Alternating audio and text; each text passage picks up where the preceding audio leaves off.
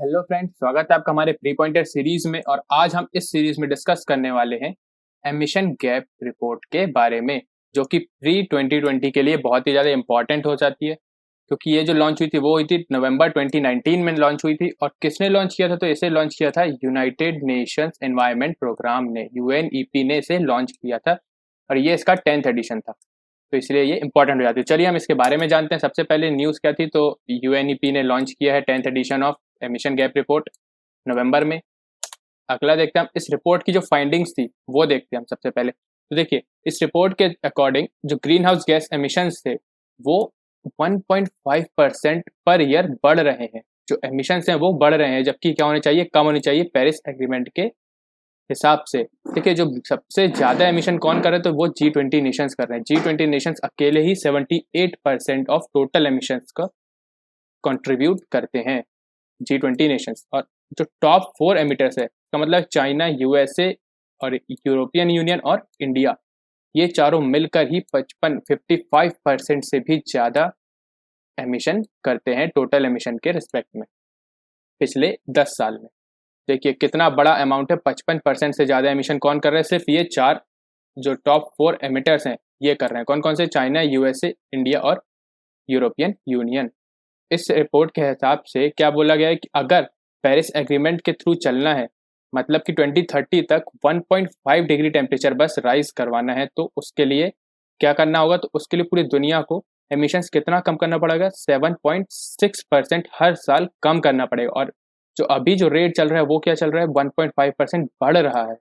इसका मतलब बहुत अंतर है, मतलब 9% का अंतर है, लगभग 9% हमें कम करना पड़ेगा अभी के करंट के सिनेरियो से पूरी दुनिया में। तो ये था इसके हिसाब से, रिपोर्ट के हिसाब से। अगला हम देखते हैं। देखिए अगर इसी तरीके से चलता रहा तो अगर जिस जो अभी कंडीशन है, मतलब कि जो रेट बढ़ रहा है 1.5% के हिसाब से एमिशंस का, अगर इसी हिसाब से चलता रहा तो जो एक्सपेक्टेड राइस है 2030 तक वो क्या हो जाएगा? 3.2 डिग्री। अगर कोई भी कंट्रीज उस पर अगर कोई भी कंट्रीज इस पे ध्यान नहीं देती है, तो अगर इस रेट को कंटिन्यू करके रखेगी तो क्या होगा? 3.2 डिग्री तक राइज हो जाएगा, जो कि इन्वायरमेंट के लिए, क्लाइमेट के लिए बहुत ही ज़्यादा डिजास्ट्रस है। और देखिए, जो पेरिस एग्रीमेंट था ये कब हुआ था? 2015 में हुआ था। और इसमें यही डील किया गया था, इसमें यही चीज़ें बताई गई थी कि जो ग्लोबल टेम्परेचर राइज है उसको हमें 1.5 डिग्री सेंटीग्रेड से कम ही रखना है, कम से कम 1.5 डिग्री सेंटीग्रेड पे रखना है। तो ये था गोल पेरिस एग्रीमेंट का, जो कि 2015 में हुआ था। तो इसके इसी पेरिस एग्रीमेंट में एक हुआ था नेशनल डिटरमाइंड कंट्रीब्यूशन, भी एक टर्म आई थी एनडीसी, जिसमें क्या था कि जो कंट्रीज थी वो सभी अपना अपना गोल या अपना अपना टारगेट, एमिशन टारगेट बताती थी और उन्हें फॉलो भी करती थी। तो ये जो है नेशनली डिटरमाइंड कंट्रीब्यूशन, इसको अगर पेरिस एग्रीमेंट के थ्रू चलना है करंट सिनारियो से, मतलब कि 2020 से 2030 तक, तो क्या करना पड़ेगा? उसको 5 गुना ज़्यादा करना पड़ेगा हर एक एक कंट्रीज़ को। सोच सकते हैं आप, 5 गुना ज़्यादा करना पड़ेगा, क्योंकि अभी को ज़्यादातर कंट्रीज़ इसे फॉलो नहीं कर रही हैं। इसी कारण से क्या हुआ? ये 5 गुना ज़्यादा अब हमें करना पड़ेगा। तो ये था की फाइंडिंग्स इस रिपोर्ट्स की। अब हम देख लेते हैं यूएनईपी के बारे में। तो यूएनईपी क्या है? लीडिंग ग्लोबल एनवायरमेंटल अथॉरिटी है, जो सारे डिसीजंस लेती है। ठीक है, जो जितने भी ग्लोबल कन्वेंशंस होते हैं ये सब किसके अंडर पे होते हैं? यूएनईपी के ही अंडर पे होता है। कन्वेंशन जितने भी हैं एनवायरमेंट के लिए जो भी है, ठीक है। तो ये क्या करती है? इसका मेन एम है कि promotes the coherent implementation of the environmental dimension of sustainable development with United nation system. UN का ही एक ये पार्ट है। और ये क्या करती है कि जो इम्प्लीमेंट करवाती है, जो इन्वायरमेंटल डायमेंशंस है सस्टेनेबल डेवलपमेंट के लिए, उनको इम्प्लीमेंट करवाना इसका काम है यूएनईपी का। इसका हेडक्वार्टर कहाँ है? तो इसका हेडक्वार्टर है नायरोबी में, केनिया में। और जो इसकी फंडिंग है वो कैसे आती है? तो 95% जो फंडिंग है वो वॉलंटरी होती है, मतलब कि सब देश अपनी इच्छा से 95% कंट्रीब्यूट करते हैं, कोई रेस्ट्रिक्शंस नहीं होती उनमें। अगला देखते हैं हम। अब देखिए, इसकी कुछ और पब्लिकेशंस भी हैं, जैसे आर प्लैनेट, टुंजा। इनके नाम आपको याद रखने की यूएनईपी ये पब्लिश करता है। ये रिपोर्ट्स हैं, स्पेशल रिपोर्ट्स हैं। Our planet, Tunza, atlas of our changing environment, global environment outlook, ये सब क्या करता है? यूएनईपी ही पब्लिश करता है। तो ये आपको नाम याद रखने आ सकते हैं। अगला देखते हैं हम। देखिए, जो इसकी गवर्निंग बॉडी है, जो डिसीजन मेकिंग बॉडी है यूएनईपी के अंदर, तो वो क्या है, तो वो है यूनाइटेड नेशंस एनवायरनमेंट असेंबली। यही क्या है, गवर्निंग बॉडी है यूएनईपी की, जो सारे डिसीजंस लेती है। तो जो यूएनईए है वो क्या है, world's highest level decision making body on environment. ठीक है, तो जो इन्वायरमेंट से रिलेटेड जितने भी डिसीजंस होते हैं उसमें सबसे बड़ी जो डिसीजन मेकिंग बॉडी है वो कौन सी है, वो है यूएनईए, जो कि गवर्निंग बॉडी है किसकी, यूएनईपी की।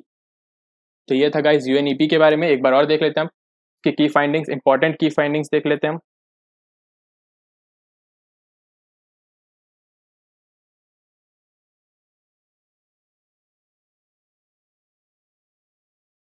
ओके गाइस, तो देखिए अब आप हमें क्या क्या याद रखना है। तो सबसे पहले इसकी याद रखना है कि जो ग्रीन हाउस गैस का जो एमिशन है वो किस रेट से बढ़ रहा है, वो 1.5% पर ईयर के हिसाब से बढ़ रहा है। दूसरा हमें क्या याद रखना है कि जो टॉप 4 एमिटर्स हैं वो 55% से भी ज़्यादा कंट्रीब्यूट कर रहे हैं एमिशंस में।